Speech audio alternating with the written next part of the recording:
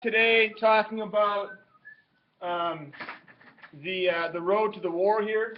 Number 6 it'll be. We're ready to orange. How's that sound? So number 6 here is the road to the war.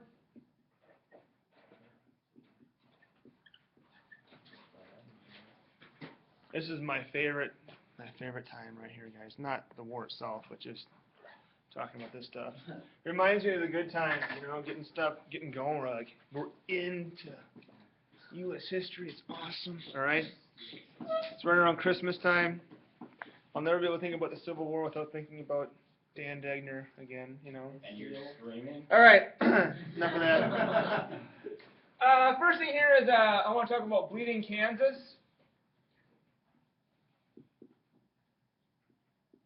Couple of key words you want to make sure that you know here.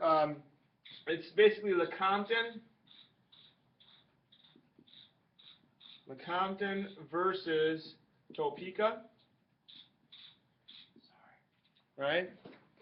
And Bleeding Kansas, essentially, James Buchanan, the president, he accepts the pro-slavery Lecompton Constitution.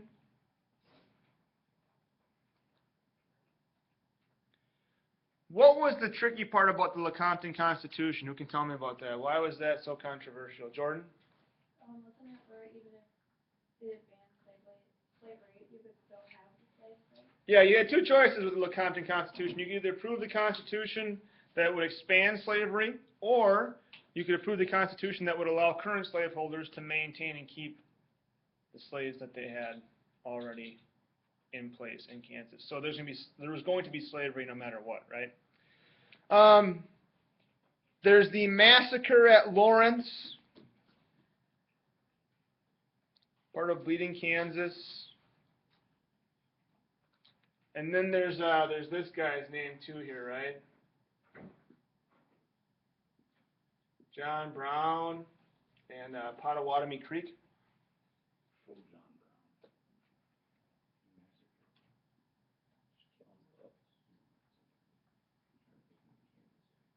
The massacre at Lawrence was by the pro-slavery people massacred. Yeah, I believe so, yep. And then John Brown's retaliation, right?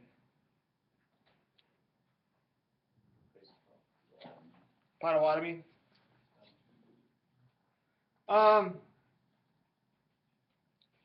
There's also the famous Lincoln-Douglas debates. And those of you who weren't here this morning, we talked about this. I am not going to be writing everything down here. I'm going to give you guys these bullet points. I have more notes than just the bullet points here. I'm expecting you guys to write down what I'm saying in your notes, though. It shouldn't just be just this list of bullet points. Does that make sense, Colin? Eli? Yeah, I okay. do that. All right. Lincoln-Douglas debates were in 1858. And let's see. Lincoln, this is for the Senate seat in Illinois. Lincoln lost the election, but wins favor with many because he is against slavery. And remember, just because you're against slavery doesn't mean you're an abolitionist. It could just be that you're for free soil, right? Isn't this the one where that joke between college? Yeah, where he walked through the window and actually walked by the building when I was there this fall. The building is like this right here, okay, and the debate actually took place. This is the front of the building. The debate took place on a platform that they had on the side of the building that was like jutted out, and there was a window right here on the side of the building, and he went to the main entrance and crawled through the window because that's how they had to get there to get on the platform. And you went through college? Yeah, I've now gone through college, so. Andrew. All right. Okay, it's another one here is John Brown and Harpers Ferry, which was in 1859. Of course, John Brown he hopes to get weapons. All right, wants to get out with weapons from this depot. He's actually squashed by Robert E. Lee, who's obviously, there's no Confederacy, so he's in the Union at the time, right? He's executed as a martyr. M-A-R-T-Y-R, martyr. Now, what's interesting about John Brown here, and being this martyr, is that we have this romanticized view of what it was like when he died. Of course, we know that the paintings that were put out there weren't really accurate. He wasn't kissing black babies on his way to go be hanged. He was probably walked out, executed. That was it in the story. But it was glamorized, so to speak. All right, we also have the election of 1860. This is a big one here, the road to the war here. Election of 1860. Remember, we've got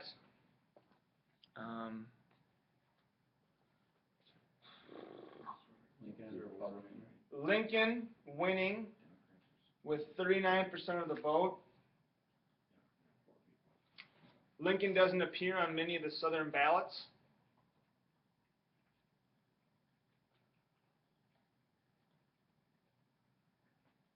Remember the Democrats were split at this time. How did he win the 39%? There are 4 people.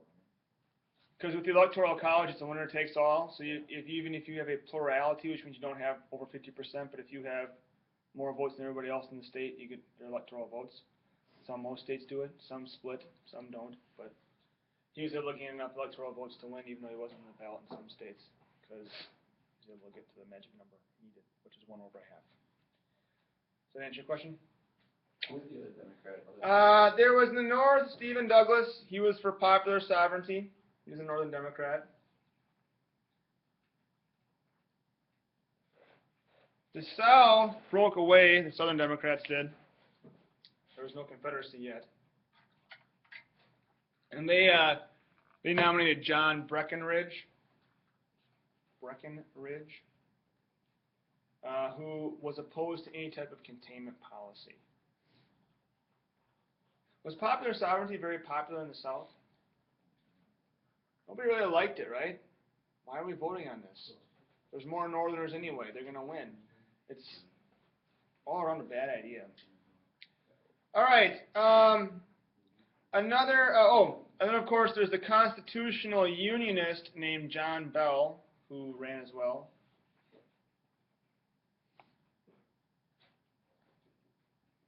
Some states actually put all the Democratic Party members on one ticket. People voted for that.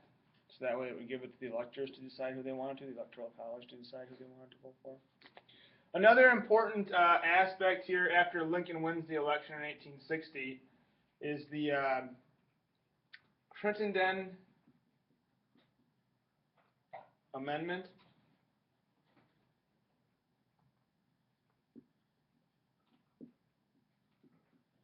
It failed, all right?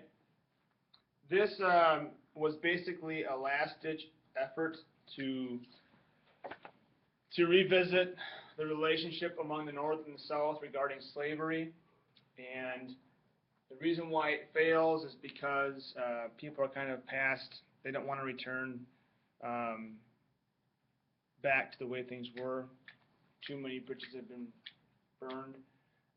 It essentially would have given back the old Missouri Compromise line of 1820, and didn't work. Wasn't going to work. All right. Let's talk a little bit about the war itself. Number 7 here is the war.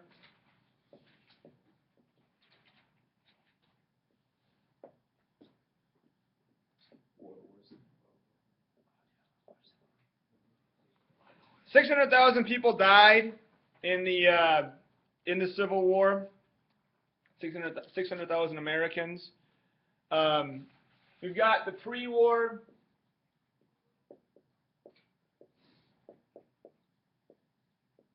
Going back to 1858 here,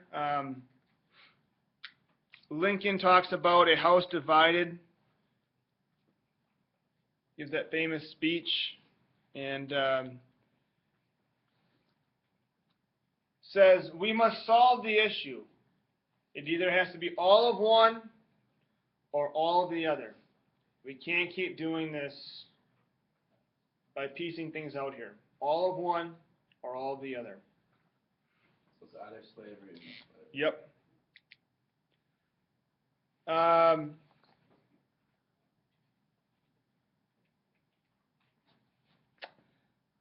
The war opens at Fort Sumter.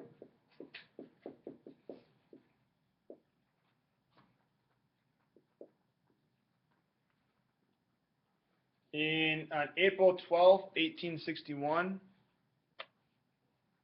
And of course it ends at Appomattox Courthouse in 1865.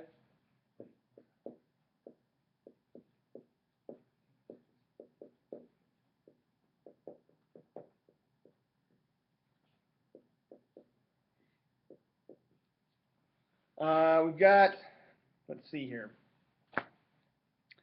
some famous battles that you might want to have just off the back of your mind here. Sort of battles.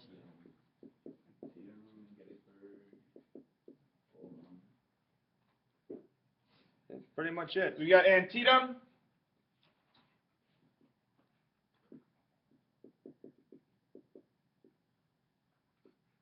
(1862). That was a Union victory. There is Gettysburg.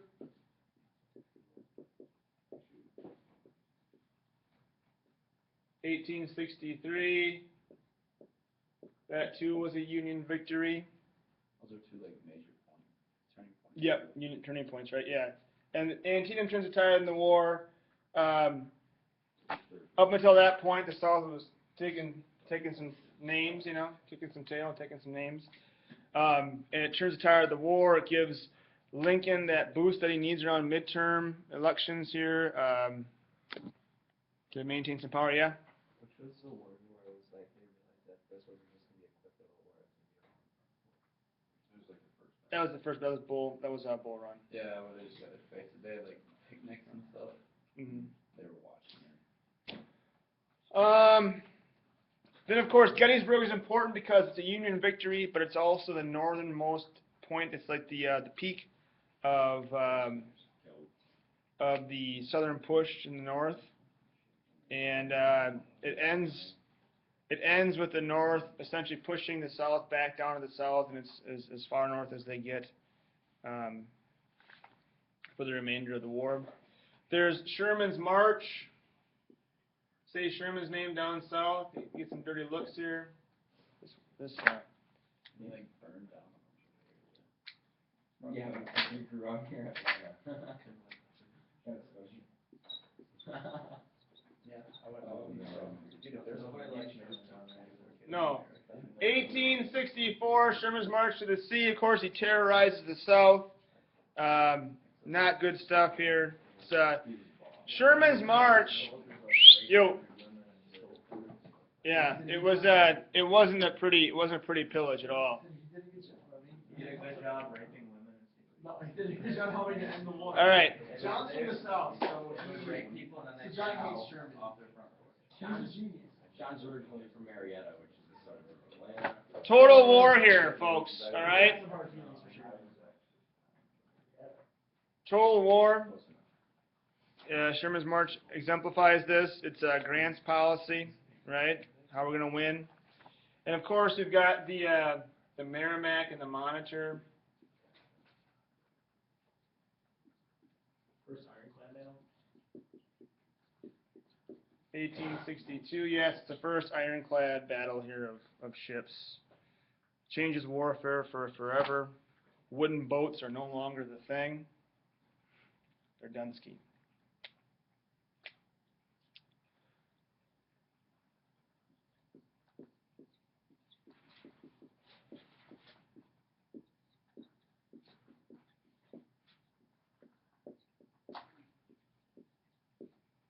Gettysburg Address in 1863 is important. It adds slavery into the mix.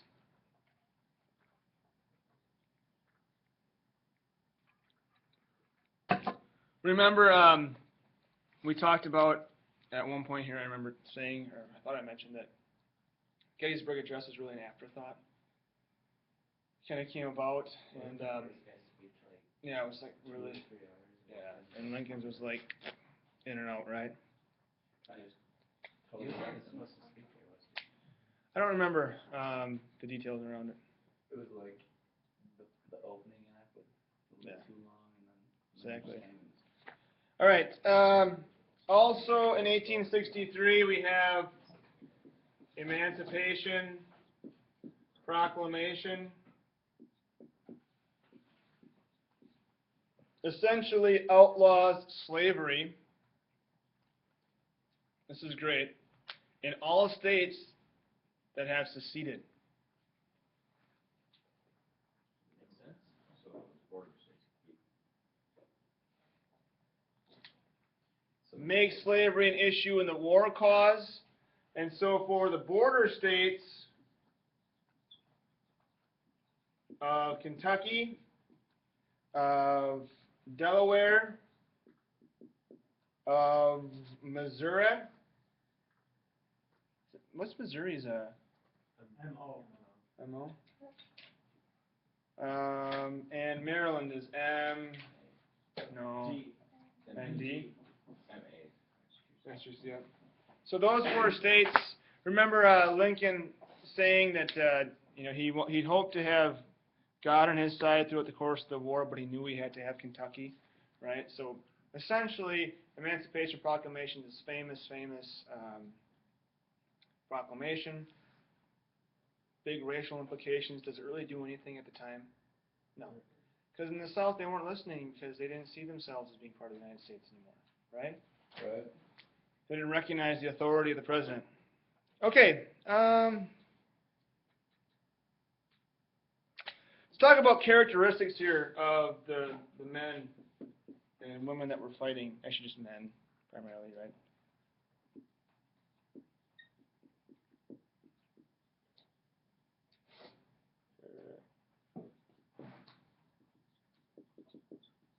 So in the North, we've got. I'm not going to write these out. I'll label them off for you. I'll talk about them.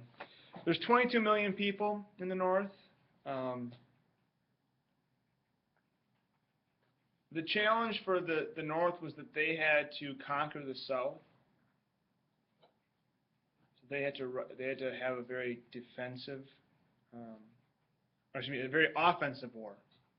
All right. So that total war thing that's going on, they felt they had to do it. Now, did they do it to that degree? Probably not. There's also considerable more factories in the North than the South, considerably way more factories. That doesn't make any sense. Considerably way more. Considerably more factories. There we go. That's what I wanted to say initially. There's also a very strong central government from a northern perspective here.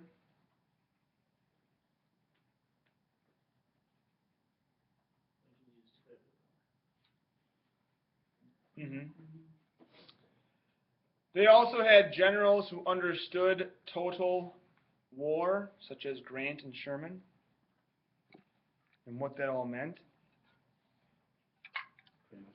I think all wars are like total war. They also had 180,000 black soldiers, who of course were all in separate camps here.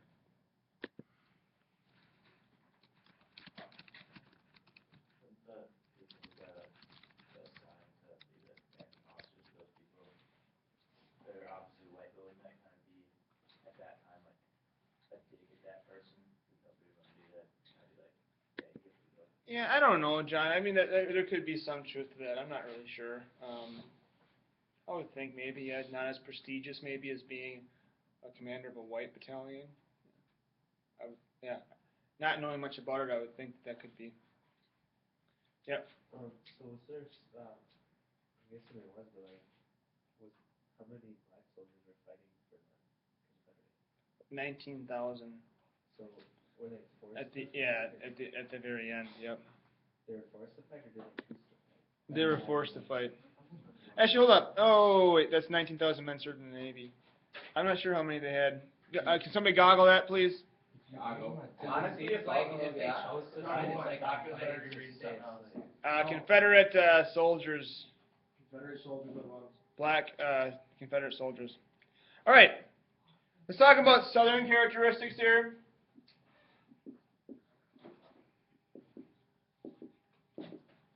South characteristics. There are 6 million whites in the South. Yeah, AT. It says that like on March 13th, 1865, they authorized, like, they gave permission to over 300,000 blacks to become soldiers, but it was too late. Okay. All right. So 6 million whites in the South. You know how many blacks are there? AT.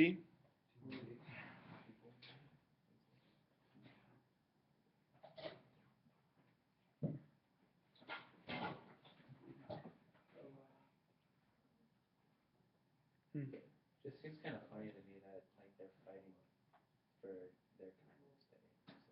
Yeah, well, I don't know if they were, obviously uneducated, if you're kept off from the outside world. It was a defensive war for the South that they had to fight, a defensive war. In all reality, the South should have won then because That's why they had to use. That's why the North had to go to total war, right? There is also an economy that is backward and underdeveloped. They rely on trade for cotton, and that's about it. A whole lot of manufacturing. They had a very new and weak central government. AT, if you can't find it, go ahead and just keep on writing down notes here. I don't want you to miss out on note taking time.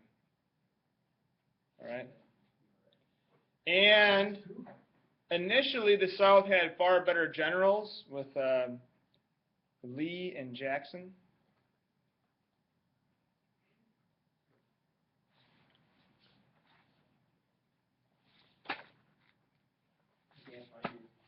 All right, that's fine.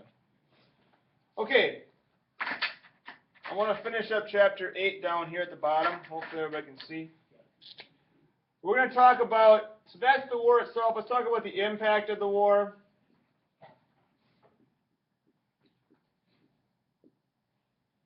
The first thing here I have is the Morrill Tariff.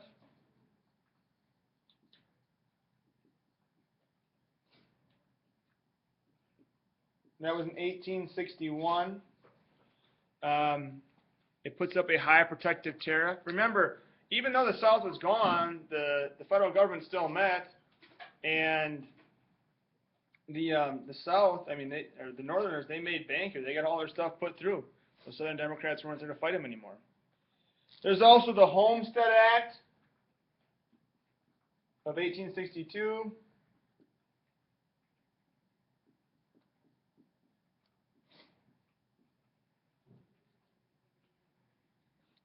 Takes care of Western development. Got it. 4 million blacks. 4 million, okay. Yeah. Boom. 5 million whites. Or 6 million, so yeah. I have the Morrill Land Grant Act of 1862 as well.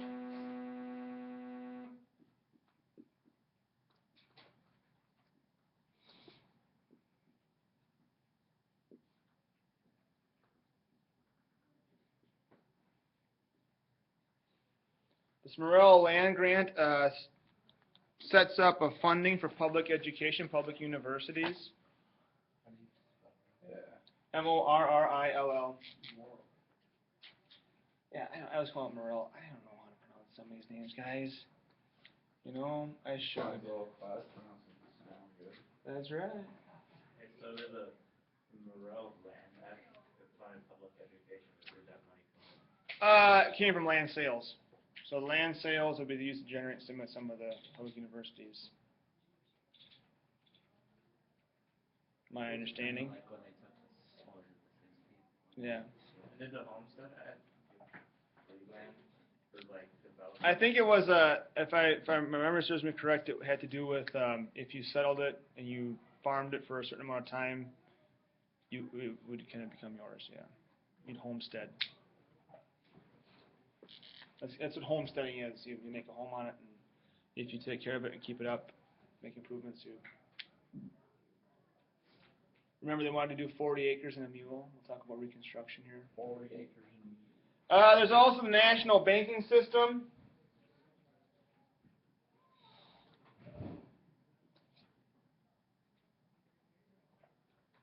Of 1863 sets up the old greenbacks there, right?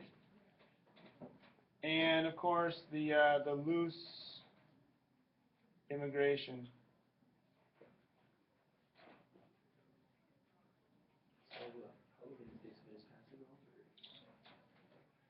Solomon P. Chase, I believe is the guy's name. He's on the $1,000 bill. Or maybe it's the 100,000. He's on some huge bill. That is Yeah. No, they have some of those big bills, but they're only for interbank usage. So from bank to bank, they'll use those. They're like bank currency notes, essentially. Does that make sense? like I a want a $1 million. one. Like there's like $1 million bill. I used to have a poster of different types of money. Okay, that's it for chapter 8.